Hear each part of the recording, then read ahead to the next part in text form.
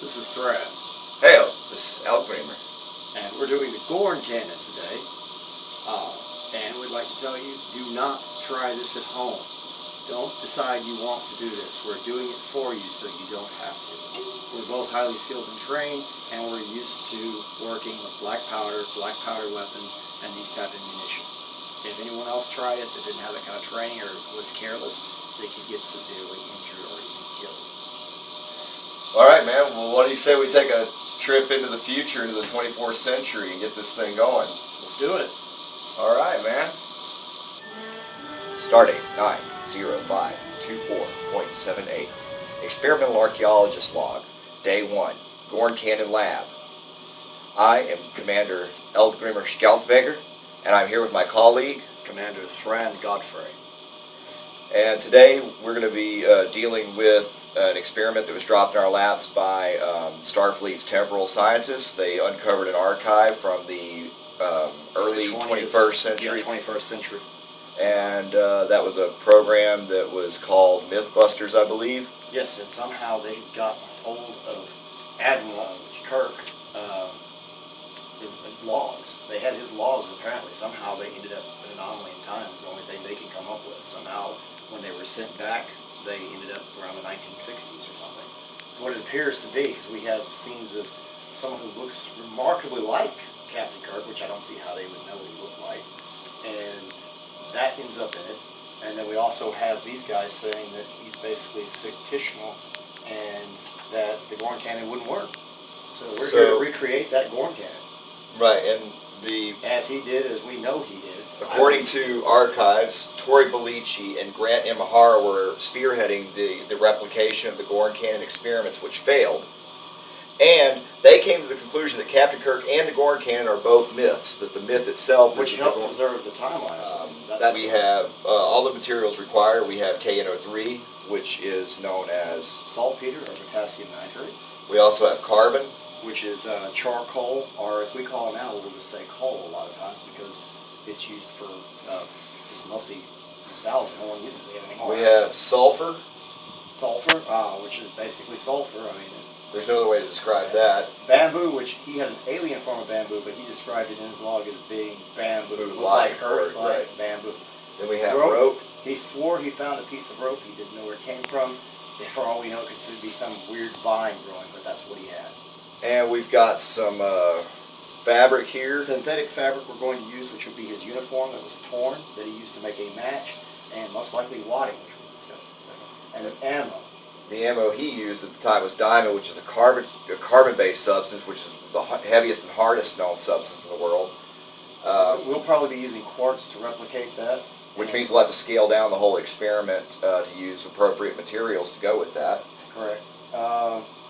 And what we want to talk about now is the important variables and stuff that they said he couldn't do. The first thing is they said he couldn't make the gunpowder. Right. Didn't they start with what we know as a green mix? They made a green mix and they did a very poor job. It can be done as taught in Starfleet to improvise. Well, let's take a look at how the green mix is put together, Commander. Oh, definitely, definitely. He would have gotten raw materials like this here, which this is would be a charred tree that he found. If he did not find coal, it was possible to use if he did mean actual coal, which I don't think he truly did. Some of that is 90-something% carbon. It could be used. But he would have to process it, and his clothes were the only things he had.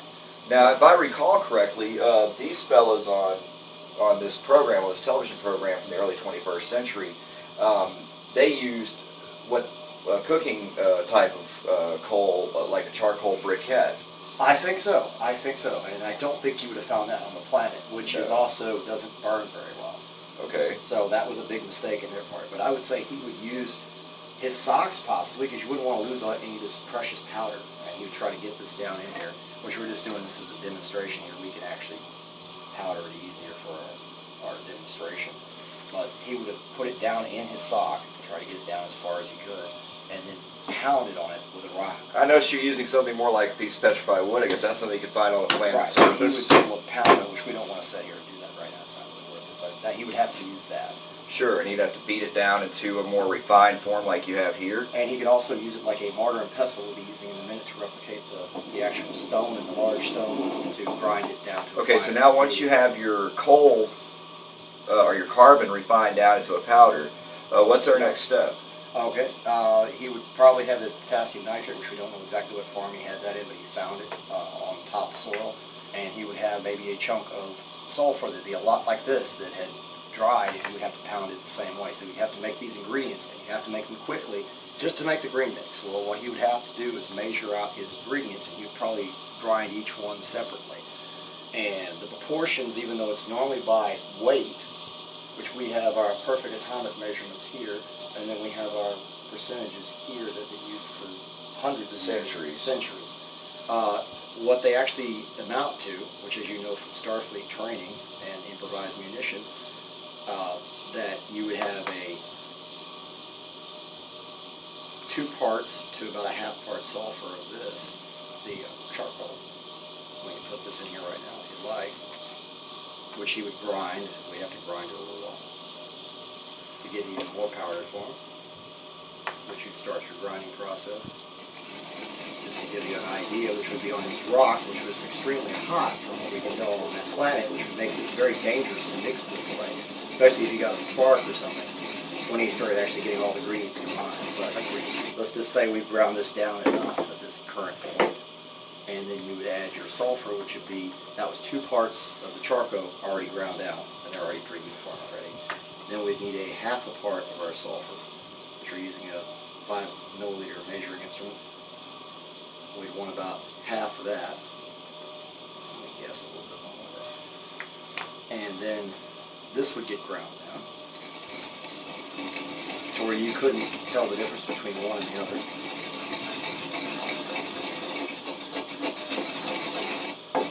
Which would have to keep remixing and remixing. And then you would need your potassium nitrate. This would be the tricky part.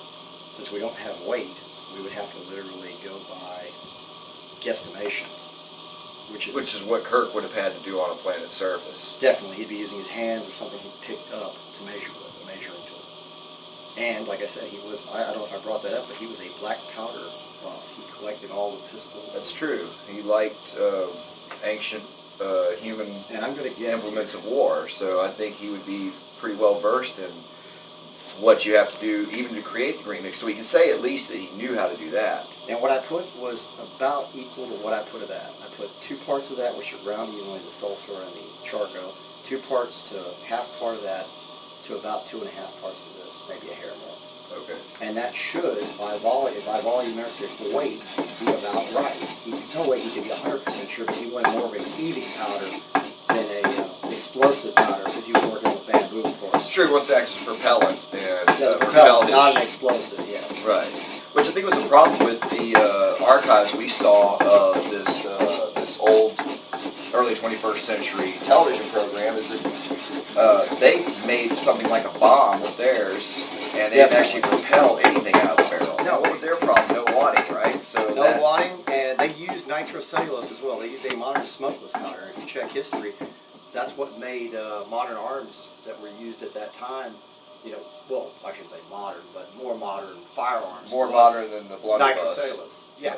And that is definitely a poof. It's a major explosion that happens quickly, and it takes an actual metal gun barrel to handle that. Sure. Ancient cannons would probably blow up if you tried to use Using nitrocellulose. Right. Okay. So he would actually need a good heating. So what they do is they put their munitions directly into the cannon on top of and inside of the powder and packed itself. it down into it. So let's just try some and see how it works here. Yeah, I'm curious. All right. What I'll do is I'll take up just a little bit. We don't want much. We won't set off anything here. We'll fire. See if this works. It burned pretty decent. Look. That burned on a regular butane flame. I think we need our magic ingredient. I think you're right. I think we should try a wet mix. I think we'll get a better burn out And of he that. could get that done a lot quicker, definitely. Well, let's replicate some human urine and see what happens. After a night of drinking Romulan ale. Sounds like a plan to me, dude.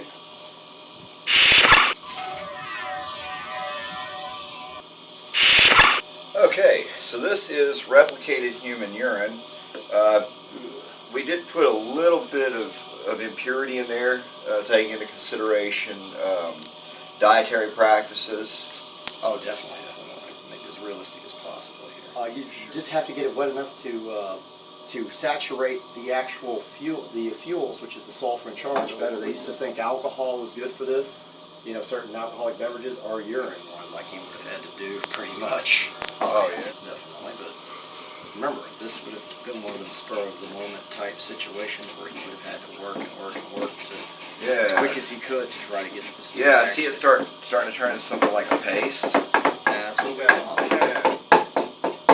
Oh, it's really starting to come together now, Thrand. You weren't doing this for near as long as you were doing this with the green mix. No, we've actually got a nice saturation point. Well, it looks like we need to go and replicate something that would be about like a hot rock and get it to about, what, 125 degrees Fahrenheit or about 45, 50 degrees Celsius? What do you say? That will work. All right. Okay, so what I have here is just a hot iron plate that's been heated up to your specifications. Let's see if we can put this out. Wow, your cake looks great. Let's see if we can get this out on here. Thin it out so it'll dry quickly. That is completely different than what I expected. I mean, the green mix doesn't look anything like that at all. I think you're going to get a much more even bond between your different elements. Corn to grain by breaking it up. That's the idea behind it. So we're going to let it set to one side while we do the cannon. We'll let this dry. Okay, so Kirk would have let it dry on a rock after using his urine to wet it to make what they call a wet mix. Or possibly some fruit juice from some kind of cacti. True, I would that's say another thing. since he was such a big history buff, he would have known about the urine. The urine is the And best. it's very, very good. It works very good for what we're doing here. That's a very distinct odor. Definitely. How many people in the future can say in the 20? They How many people in actually 24 smelled gunpowder. Yeah, and how many people in 24 That's century probably can say why that? he said the sulfur. He kept mentioning the sulfur. That he was thinking about it in the log. He And mentioned then it first. reminded him of something he should remember. Exactly. Okay, so here we have our, what is this, about 5 or 6 centimeters or about 1.5 inch, 2 inch barrel here? Yes, it is. And like I said, he would have put his hole in here with the sharp diamond or whatever he could find to whittle it out. And then he would bind this with his rope, or what he said appeared to be a rope. And he said it was very strong. He would probably start right behind this chamber here. Mm-hmm. Right behind that knot, yeah, okay. Because this is going to reinforce the entire length. Notice how you're clamping with your thumb against, yeah, okay. Use your thumb as a clamp, and that holds it too, or holds it fast. Right, we definitely need it good. Strong. Because this is what's going to keep this thing from splitting or rupturing. Good. Nice. That is, I can tell that you're wrapping it on a tie. I can hear it kind of creaking a little. Okay. He would use his feet probably, but if you want to help hold wide, try and twist. We have to get this extremely tight to bind it. You know, just helping you hold it fast, I can tell just how tightly wrapped this is around the barrel, and that you're getting those two directions of compression, you know, both vertical and horizontal, that you need for a gun barrel to operate. Of course, he probably would have used his feet and anything else he had to try to get this as tight as he could. That's true. He wouldn't have had a helper. And Well, his feet would have acted as an extra pair of hands for him in that situation. definitely. I think that's pretty much it. Let me see it. There we go. That is a good reinforcement. Much Well, like the now old that you have paper that cannons. ready, The old paper cannons the Chinese made or Japanese, very similar. well, now that you have that ready, and it looks like our powder's dry. See how dry it actually is? I notice how you're kind of leaving it a little chunky there. You're not trying to break it into finer granules. No, we don't want to do that. We're going to try to leave it in a large corning or grain because of the cannon. We don't want it too big, but we don't want it too small. Well, that would be so that it can propel your ammunition out of the barrel better, right? Right. If it's too fine, like I was saying, if you had to overmill it to make a green powder work, it would take so long, and also it's not really good for heaving out of a cannon like this where you don't want to blow your barrel up. Well, it looks like it's dried enough to even try like a little test burn. Oh, definitely. Well, we know on the green mix we didn't actually need like an acetylene torch or a gas-powered torch. So I'm thinking on this one, it's just going to take a light touch with a butane fire. Oh, definitely. I think we'll work really well. One of the things they did is they used a nitrocellulose, which is a smokeless powder, which always goes toom when it goes. It burns just as fast as it always does. It never changes. Black powder starts off slow and increases in speed. So as the heat, it accelerates. Right. It's not an instant acceleration. It has to build up to that acceleration. All right. Well, how about we test a little of this and see what happens? We sure can. Go ahead and take some right here. I want to get that out of the way. We don't want that in this. No, that would be bad. All right, let's see what this does. Wow, that was really impressive to see that wet mix go off. Oh, definitely. But obviously we're going to need more to test fire our bamboo Gorn cannon or the blunderbuss. So why don't we take a sample of this and take it to the replicator and see if we can't make it based on our formula and see how that fires out of a cannon out in the field. So we need a sample. Right. And the computer will do the rest of the work. Think that'll be enough? Sure, I think our computer can read that. All right, let's go see what we can do, and we'll go out and do several Test fires. All right. Stardate 90525.98. We have taken the shuttlecraft Nuasis to an undisclosed location away from civilians so that my colleague, Commander Godfrey, and I may test a replication of the Gorn cannon that was used by Admiral Kirk against the Gorn Captain that attacked Cestus 3.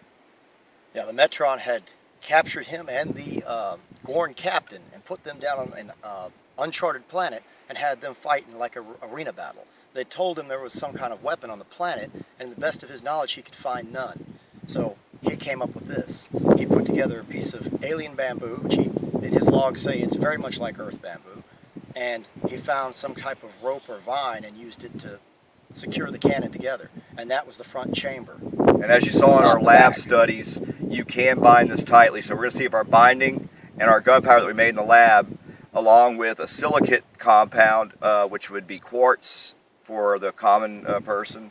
So similar like diamonds. Right, because it's cheaper and easier for us to replicate. And we have our powder that we made in the same fashion he would have made, and we're going to load the cannon up and shoot it and see what we do to our Gorn.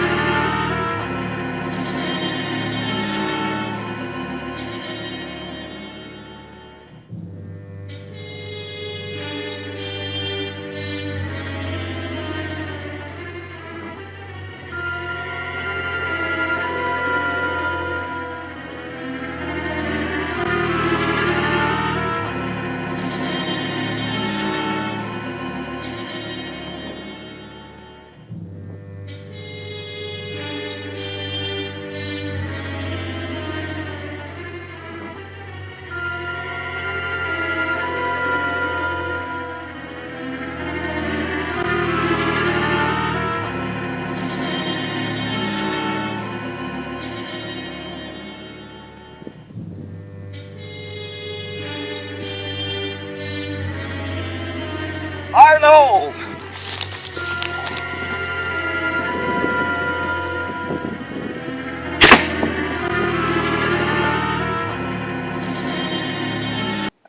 Just like Captain Kirk said, they stuck in the Gorn. This one went straight in. You can see the crystal here.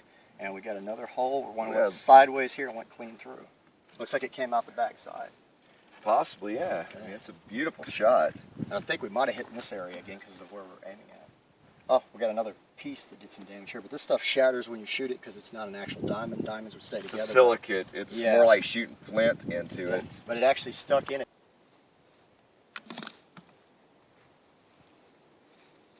Alright, this is Gorn Cannon experiment number 2. Commander Godfrey is going to make the same proportionate load of gunpowder And this time I think instead of using the quartz, we're going to try a grape shot. Lead, to be exact. Very heavy and used in the medieval ages all the way up into the 20th century. That's true. They use them all the way up into the 21st century, as a matter of fact. Predating phasers.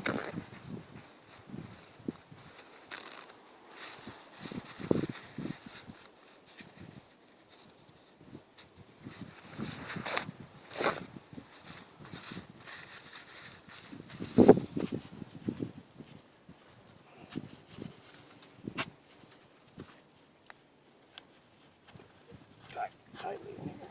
Might add extra wire for this one.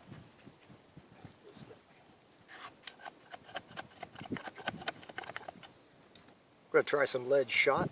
They used this from the medieval eras all the way into the early 21st century. That's right. We're going to load these in, and the idea with that is we're going to see if they do a little bit better than our silicate since we didn't have diamonds replicated for this.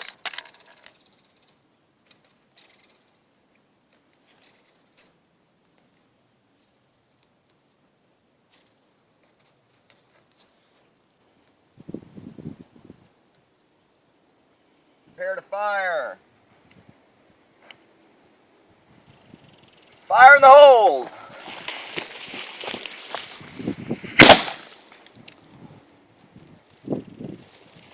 Results of the lead shot. Got us a headshot here. 2 shots here, missed, one over Yeah. here. Oh, look down here. We got one here, Some here in the berm. some in the berm, some here on the, I think this is a dead Gorn.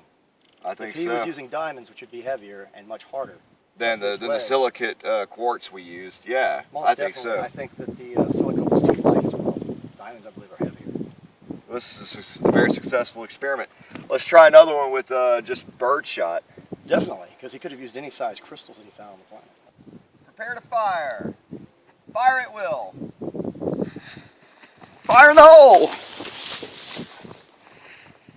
It was nice. You'd hear that for a long one. That was cool. Let's check it out.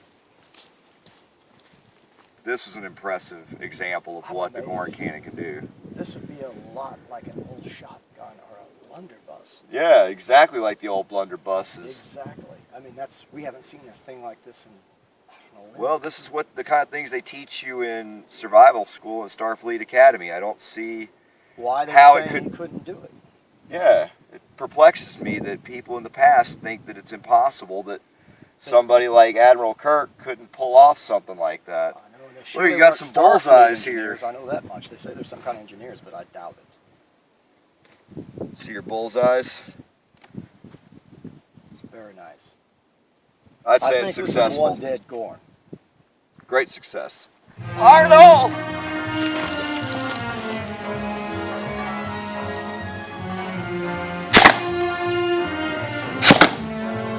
Oh! The Metron thinks we're civilized, though. Don't do But it. we're not. Don't do it! Ah!